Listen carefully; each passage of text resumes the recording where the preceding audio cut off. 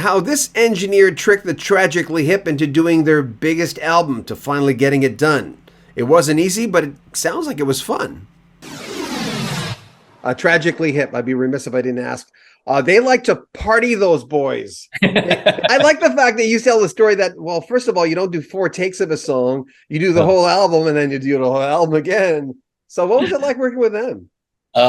They're great guys. We're all great buddies, and yeah, they like to party. And it's like, you figure there's people that can hold their liquor, and then there's people that can't.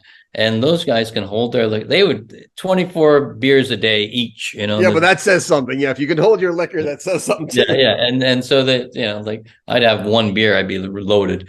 And they like to smoke pot. And so they smoke a quarter pound of pot a week. And it's just, it's pretty crazy. And to keep focus, and so back to that dietary thing that we're talking about, we would be eating pizzas and pasta and stuff like that, and I wasn't getting any takes. Like for the first 2 weeks of making that record, I didn't have one take under my belt, and I got scared. And I was like, geez, like, are we ever going to get a take? Because it's not like you do 3 takes in a row and you can kind of build it up and get it right. They're doing a full set of all the song like they would do live to capture this thing they wanted to get. And so it wasn't working. And I gone to Daniel Lanois. I said, look, I know I'm kind of in the trenches here and I'm getting a little worried. And I said, you go through this with U2 all the time. Like, what do you do? He says, you got to get up early, go in there, find all the best bits and cut it together. He said, that's what you're going to have to do. And you so did that for Day for Night? Did that for Day for Night. Yeah. And so I went in early in the morning and I cut the best parts of all the takes from that day, and then the guys would come in at noon and I say, this is the last take we did from last night. They go, oh well, that's great, let's use that one. And so not all the record was done like that, but there was some that started that way. So yeah, but it's still a performance. It's just different things put together. But so, Gord Downie told you later he knew what you were doing, though, right?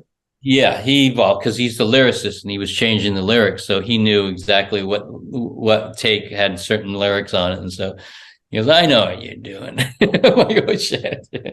I said, "Yeah, I just got a little worried." So, but he was cool with it, and so that was great. That's their biggest selling album.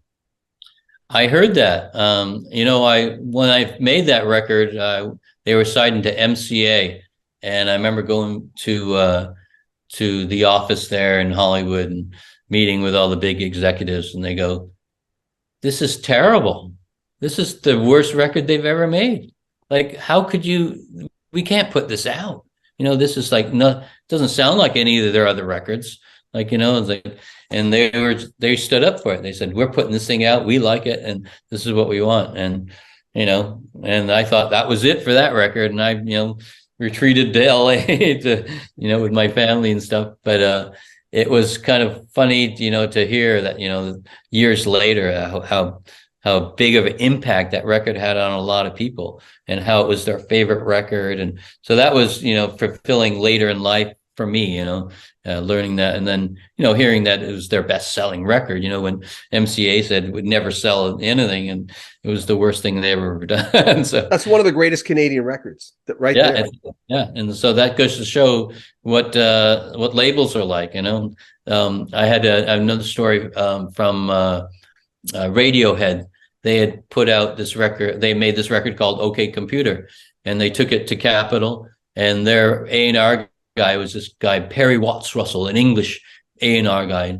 And so they give it to him. He listened to it, and he wrote him like this 5-page letter saying, if you put this out, it's career suicide. You're going to ruin your career. This is crap. And they stood up for themselves. They put it out. And became one of their biggest records too. So, like these label executives, they, if they don't hear what the next pop song is or whatever, they shoot it down, like, you don't have a single, you don't have this, they can't work with those. But that's the thing about big record companies, they need something to sell.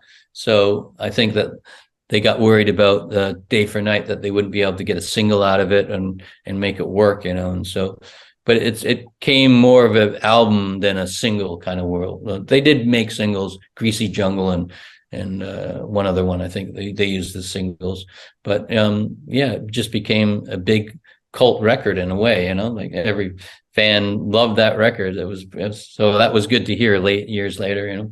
Links to both of Mark Howard's books are in the description where you can pick them up. One is the storybook, basically telling the stories about working with all the greats: Neil Young, Joni Mitchell, Bob Dylan, Tom Waits, Tragically Hip, and so many more. So we'll have links to both books. Like I said, the first one's the storybook. The second one is basically the pictures book. We've showed you some pictures in the videos. Links to that and a lot more. If you want to help the channel, there are links. Subscribe. Check out our podcast.